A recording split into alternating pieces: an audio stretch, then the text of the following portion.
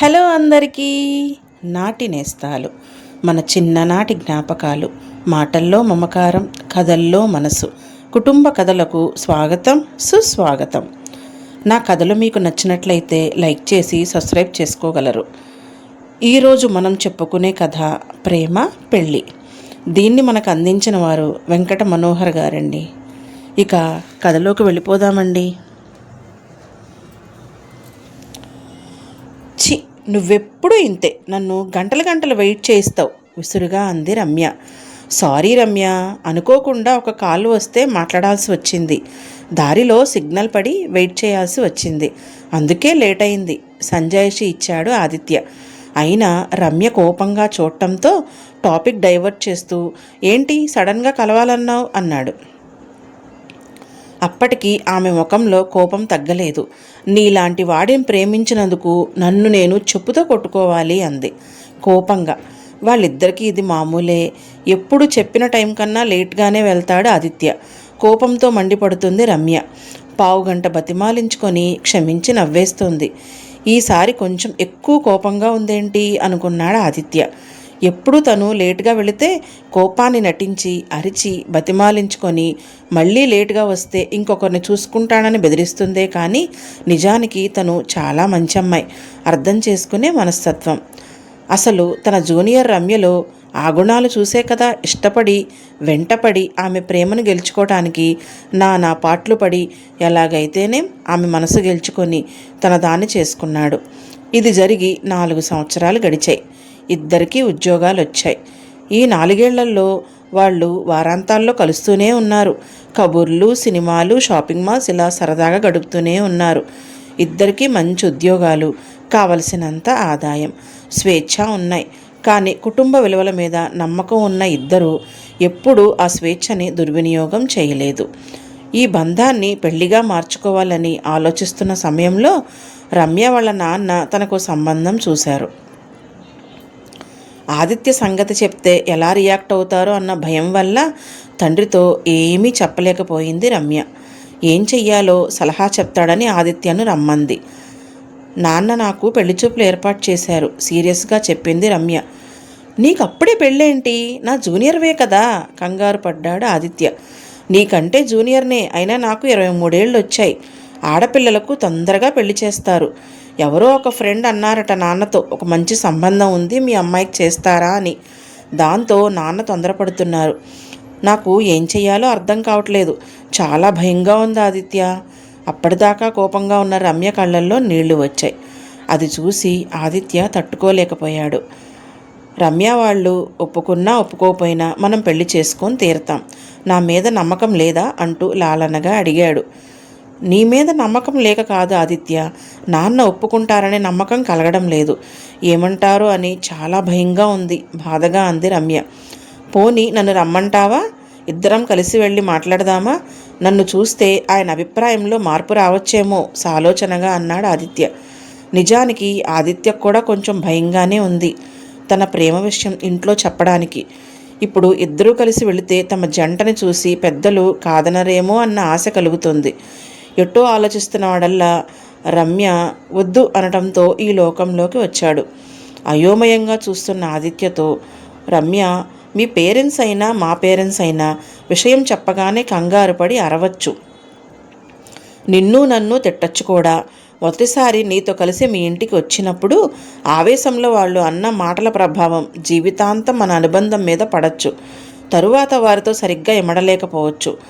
వాళ్ళని సరిగ్గా అర్థం చేసుకోలేక, వారితో సర్దుకోలేక, వారిని చూస్తే ఆ మాటలే గుర్తుకు వచ్చి మనస్పర్ధలు రావచ్చు. నీకైనా మా వాళ్లతో అలాగే జరగచ్చు. జీవితాంతం కలిసి ఉండాల్సింది మనం మాత్రమే కాదు కదా ఆదిత్య, మన కుటుంబాలు కూడా కదా, అందుకే వద్దన్నాను అంది సంజాయిషిగా. ఆ మాటల్లోని లోతుని అర్థం చేసుకొని, నిజమే రమ్య, మన పేరెంట్స్ గురించి మనకే బాగా తెలుస్తుంది కాబట్టి రేపు ఆదివారమే మనం పేరెంట్స్కి చెప్పేద్దాం అన్నాడు ఆదిత్య. సరే అయితే ఎల్లుండి సాయంత్రం మళ్ళీ కలుద్దాం, వాళ్ళ రియాక్షన్ని బట్టి మనం ఏం చెయ్యాలో చూద్దాం అంది రమ్య వెళ్ళిపోతూ. రమ్య వెళ్ళాక తన తల్లిదండ్రులకు రమ్య విషయం ఎలా చెప్పాలా అని ఆలోచిస్తూ కూర్చున్నాడు ఆదిత్య.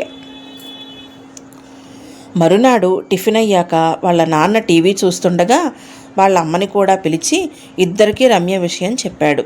మొదట ఇద్దరూ ఆశ్చర్యపోయినా ఆదిత్య ఊహించినట్లుగా ఆవేశపడలేదు. రమ్య వివరాలు, వారి కుటుంబ వివరాలు తెలుసుకొని సంతృప్తి పడినట్లుగా కనిపించిన సీరియస్గానే ఉన్నారు. కొంతసేపటికి ఇద్దరూ బయటకు వెళ్ళిపోయారు. ఆదిత్య మనసంతా ఆందోళనతో నిండిపోయింది. ఏదో రమ్య కన్నీళ్లు చూసి ఆవేశంలో పెద్దలు ఒప్పుకోకపోయినా మనం పెళ్లి చేసుకుందాం అన్నాడే కానీ పెద్దల ఆశీస్సులు, ఆదరణ లేకుండా చేసుకునే పెళ్లిళ్లలో ఎంత వేదన ఉంటుందో చాలామంది ఫ్రెండ్స్ అనుభవాల ద్వారా తనకు తెలుసు. అలా చేసుకోవటం తన వల్ల కాదు. అమ్మా నాన్న తనని ఎంత ప్రేమగా చూసుకున్నారో, ఎంత కష్టపడి తమ సుఖాలన్నీ వదులుకొని తనని ఈ స్థాయిలో నిలబెట్టారో అన్నీ గుర్తొచ్చాయి. అలాంటి అమ్మా నాన్నలను పెళ్లి కారణంగా దూరం చేసుకోవటం అన్న ఆలోచనే భరించలేకపోతున్నాడు. అలాగే రమ్యలేని జీవితం తలుచుకుంటేనే శూన్యం తప్ప ఏమీ కనిపించట్లేదు. ఏం చెయ్యాలి, ఎలా ఈ సమస్య నుంచి బయటపడాలని ఆలోచిస్తున్న ఆదిత్య తల్లిదండ్రులు తిరిగి వచ్చింది కూడా గమనించలేదు.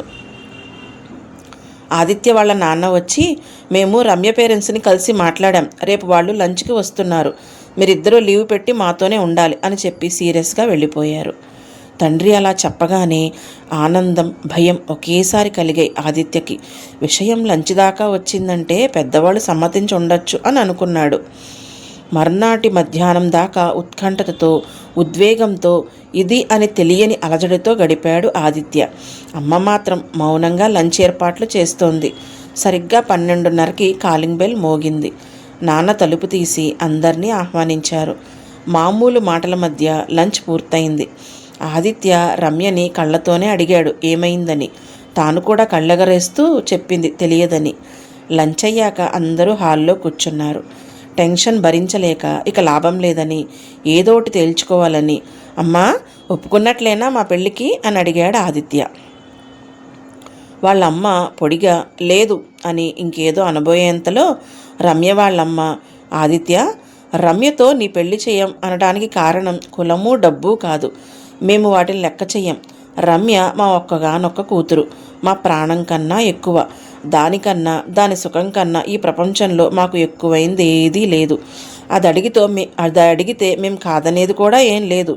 నీ చదువు, ఉద్యోగం, మీ హోదా కూడా తక్కువేమీ కాదు. కానీ అంటుండగా, నేను చెప్తాను వదినా అని ఆదిత్య వాళ్ళమ్మ, ఆదిత్య గుర్తుందా, నిన్న మొన్నటి వరకు నీకు కాలేజ్కి లేట్ అయి నువ్వు తినకుండా వెళ్ళిపోతుంటే నీ వెనకాలే తిరుగుతూ నీకు అన్నం ముద్దలు నోట్లో పెట్టి పంపించేదాన్ని. నీకు ఉద్యోగం వచ్చాక కూడా లేట్గా లేచి హడావిడిగా ఆఫీస్కి వెళుతూ, అమ్మా నా షర్ట్ ఎక్కడా, షూస్ ఎక్కడా, పర్స్ ఎక్కడా అని అరుస్తూ ఉంటే అన్నీ ఇచ్చి టిఫిన్ నోట్లో పెట్టి పంపించేదాన్ని గుర్తుందా అంటూ అడిగింది. ఆదిత్యకు వెంటనే ముందు రోజు కూడా తాను మీటింగ్ అని హడావిడి పడుతుంటే అమ్మ నోట్లో టిఫిన్ పెట్టడం గుర్తొచ్చింది. అయితే ఆ విషయం ఇప్పుడెందుకు చెప్తుందో అర్థం కాలేదు. ఆదిత్య అయోమయంగా చూస్తుంటే ఆమె రమ్య వైపు తిరిగి, రమ్య నీకేం పనులొచ్చు అని అడిగింది. అప్పుడు రమ్య వాళ్ళమ్మ కల్పించుకొని, ఆదిత్యకి మీరు ఎలా అన్నీ చేస్తున్నారో నేను రమ్యకు కూడా అంతే చేస్తాను వదినా, దానికి కూడా పనులేమీ రావు అంది. వారిద్దరూ ఒకరికొకరు సైగ చేసుకొని ఆదిత్య రమ్యలను రేపు పెళ్ళయ్యాక జీవితాన్ని ఎలా ప్లాన్ చేసుకున్నారు అని అడిగారు. దానికి ఆదిత్య, దీనికి పెద్ద ప్లానింగ్ ఏముందమ్మా, అందరిలానే మేం కూడా పెళ్ళయ్యాక రమ్య ఇంట్లో ఉండి ఇల్లు చూసుకుంటుంది, నేను ఉద్యోగం చేస్తాను, అంతే సింపుల్ అంటుండగా, స్టాప్ ఇట్ ఆదిత్య, నేను పెళ్ళయ్యాక ఉద్యోగం మానేస్తానని నీతో చెప్పానా? నేను ఇంట్లో ఉండి ఇల్లు చూసుకోవాలని నువ్వెలా డిసైడ్ చేస్తావు? నేను ఎంతో కష్టపడి సంపాదించుకున్న ఉద్యోగం ఇది. గ్రోత్కి మంచి అవకాశం ఉన్న ఈ పరిస్థితుల్లో నేను ఉద్యోగం మాత్రం మానను అని ఖచ్చితంగా చెప్పింది రమ్య. మీ జనరేషన్తో ఇదేరా సమస్య. మీరు గారాబంగా పెరుగుతారు, బాధ్యతలు తెలియవు. చదువులు, ఉద్యోగాలు అయ్యాక కూడా సరదాల పేరుతో లైఫ్ని ఎంజాయ్ చేయాలనుకుంటారే కానీ బాధ్యత తీసుకోవటానికి ముందుకు మాత్రం రారు. మీకు కావలసినవన్నీ ఎవరో ఒకరు అమర్చి పెడితేనే మీకు లైఫ్ నడుస్తుంది. అంతేకాని జీవితాన్ని మీ కంట్రోల్లోకి తీసుకోవటం మీకు చేత కాదు. మీరు అలా అవ్వటానికి తల్లిదండ్రులుగా కొంత మా తప్పు కూడా ఉంది. ఒక్క సంతానమే కావటంతో మీకు ఏ కష్టమూ రాకుండా పెంచాలని కష్టమంతా మేం పడి మిమ్మల్ని అలా పెంచుతాం. బాధ్యత లేకుండా పెరిగే భవిష్యత్తులో ఎలా జీవిస్తారు అన్న ఆలోచన అప్పుడు మాకు రాలేదు. ఇప్పుడు వచ్చినా ప్రయోజనం లేదు. మీ పనులే మీరు సొంతంగా చేసుకోలేని స్థితిలో పెళ్లితో వచ్చే బాధ్యతలను మీరు మోయగలరా అన్న సందేహం వచ్చింది మాకు. అది పెళ్ళంటే నువ్వు అనుకున్నట్లు గర్ల్ ఫ్రెండ్ భార్య అవటం కాదు. ఇంటికి భార్యను తెచ్చుకోవటం అంటే తన వారందరినీ వదిలి వచ్చిన అమ్మాయి బాధ్యతను నువ్వు తీసుకుంటున్నట్లు. మరి నీకే ఏ బాధ్యత పట్టకపోతే ఇంకొకరి బాధ్యత ఎలా తీసుకోగలవు? తనకి ఏ కష్టము రాకుండా ఎలా చూసుకుంటావు? తనకు ఒంట్లో లేకపోతే కనీసం కాఫీ అయినా కలిపివ్వగలవా? రేపు మీకు పిల్లలు పుడితే కనీసం వాళ్ళకి పాలైనా పట్టగలవా? ఆలోచించు. రమ్య కూడా నీలాగా గారాబంగా పెరిగిన పిల్లే. తను కూడా తన భర్త నుంచి ఏదో ఒకటి ఆశిస్తుంది కదా. భర్తగా నువ్వు తనకి ఏం చేయగలవో ఆలోచించావా? ఇప్పటిదాకా ఇది నీ జీవితం. కానీ ఒకసారి పెళ్ళి అన్న బంధం ముడిపడిన తర్వాత నీ కాస్త మీ అవుతుంది. కొన్ని కోల్పోవలసి వస్తుంది, కొన్ని త్యాగం చేయవలసి వస్తుంది, కొన్ని తప్పనిసరిగా అలవాటు చేసుకోవాల్సి వస్తుంది, అస్సలు ఇష్టం లేనివి కూడా చేయాల్సి వస్తుంది. ఎప్పుడైతే జీవితం ఇలాంటి మలుపు తిరుగుతుందో ఇది ఊహించని వ్యక్తులు కంగారు పడతారు, గందరగోళంలో పడిపోతారు. బాధ్యతను స్వీకరించలేక, భాగస్వామితో సర్దుకోలేక, తాము అప్పటిదాకా గడిపిన జీవితాన్ని, ఆ సరదాల్ని వదులుకోలేక, చివరకు బంధాలను వదిలించుకుంటే స్వేచ్ఛ లభిస్తుందన్న నిర్ణయానికి వస్తారు. దాని ఫలితమే సమాజంలో నానాటికి పెరుగుతున్న విడాకుల కేసులు. జీవితాంతం కలిసి ఉంటాం అని ప్రమాణం చేసుకున్న జంటలు కొన్ని సంవత్సరాలైనా కాకముందే విడిపోతున్నారు. వారి పిల్లలు సింగిల్ పేరెంట్ పెంపకంలో పెరిగి సమాజంలో ఎంతో పోరాటం చేయాల్సి వస్తుంది. మానసిక సమస్యలు కూడా వారికే ఎక్కువగా వస్తున్నాయి అంది ఆదిత్య తల్లి. మీ అమ్మగారు చెప్పింది అక్షరాల సత్యం అంటూ ఆంటీ గొంతు వినబడేసరికి ఉలిక్కిపడి తలెత్తి చూశాడు ఆదిత్య. ఆవిడ రమ్యతో, రమ్య, ఇందాక ఆంటీ చెప్పినట్లు నువ్వు కూడా ఏ బాధ్యత లేకుండా పెరిగావు. ఇప్పుడు కుటుంబ బాధ్యతల్లోకి వెళితే ఈ పరిస్థితులు ఎదుర్కోగలవా? కోడలిగా నువ్వు వెళ్ళిన కుటుంబంతో సర్దుకోగలవా? కుటుంబ బాధ్యతను నిర్వర్తించగలవా? అందరితో కలిసిపోగలవా? అంతెందుకు, నలుగురు వస్తే వంట చేసి వడ్డించగలవా? ఒక పూట పని మనిషి రాకపోతే ఇల్లు దిద్దుకోగలవా? ఎవరి సహాయం లేకుండా ఇల్లు ఉద్యోగం చూసుకోగలవా? మీ నాన్న ఈ పెళ్లి సంబంధం తేవటం ఒక రకంగా మంచిదే అయింది. మీ ప్రేమ గురించి ఎప్పటికైనా మాకు తెలిసింది. మాకు ఒక్కగానొక కూతురు పెళ్ళి. మాకెన్నో ఆశలుంటాయి. ఇలా చెయ్యాలి, అలా చెయ్యాలి అని ఎన్నో కలలు కన్నాం. కానీ ఈ రోజుల్లో ఎంతో ఆర్భాటంగా జరుగుతున్న పెళ్ళిళ్ళు ఎన్ని నిలబడుతున్నాయి? ఏ ఆడపిల్ల పెళ్ళికి వెళ్ళినా నా మనసులో ఒకటే ఆలోచన, ఈ జంటైనా కడదాకా కలిసి ఉంటారా అని. ఆదిత్య, నాకు కొడుకులు లేరు. కొడుకైనా అల్లుడైనా నువ్వే. అలాగే మీ పేరెంట్స్కి కోడలైనా కూతురైనా రమ్యే. మీరు పెళ్లి చేసుకొని పిల్లా పాపలతో సంతోషంగా ఉంటే మీ పిల్లలతో ఆడుకుంటూ మేము నలుగురం హాయిగా గడిపేస్తాం. కానీ అందుకు భిన్నంగా ఏమైనా జరిగితే ఈ వయసులో మేము తట్టుకోలేం. మీ ఇద్దరి బంధం ఎంత దృఢంగా ఉంటే మేము అంత మనశ్శాంతిగా ఉంటాం. బాగా ఆలోచించుకొని ఒక నిర్ణయానికి రండి. బంధాన్ని చివరి వరకు నిలిపోగలమనే నమ్మకం, భరోసా మీకు ఉంటే వెంటనే ముహూర్తాలు పెట్టించేస్తాం అంటుండగానే, వద్దు, ఆదిత్య రమ్య ఒకేసారి అన్నారు. మేము మరొకసారి మాట్లాడుకొని మా నిర్ణయం చెప్తాం అన్నారు. 2 రోజుల తర్వాత అందరినీ పిలిచి, ఇన్నాళ్ళు చాలామంది విడాకులు తీసుకోవటానికి కారణం వారి మధ్య ప్రేమ తగ్గి ఉంటుంది అనుకునేవాళ్ళం. కానీ మీరు చెప్పినట్లు బాధ్యత తీసుకోలేకపోవటం అని అర్థమైంది. అయితే పెళ్ళంటూ చేసుకుంటే ఎవరితోనైనా ఇదే సమస్య కదా. సమస్య మేము బాధ్యత తీసుకోవటం కాబట్టి బాగా ఆలోచించుకుని 1 సంవత్సరం ఆగి పెళ్లి చేసుకోవాలని నిర్ణయించుకున్నాం అని చెప్పారిద్దరు. ఏం చేస్తారు ఈ సంవత్సరంలో అని అడిగింది రమ్య తల్లి. నువ్వు ఇంట్లో ఏ బాధ్యతలు నిర్వర్తిస్తావో అవన్నీ నేను నేర్చుకుంటాను. వంట చేస్తాను, ఇల్లు సరిదిద్దుతాను, అన్నీ చేస్తాను.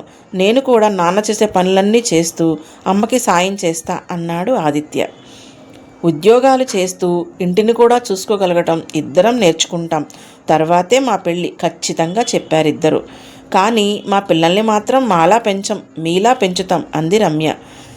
తన మాటలను శాంతంగా విని తప్పొప్పులను అర్థం చేసుకున్న పిల్లలను చూసి ఆ తల్లిదండ్రుల మొహంలో ఆనందం, తృప్తి తాండవించాయి.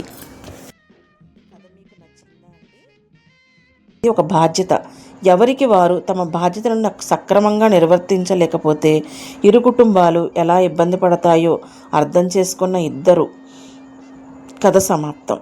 మీ శాంతి.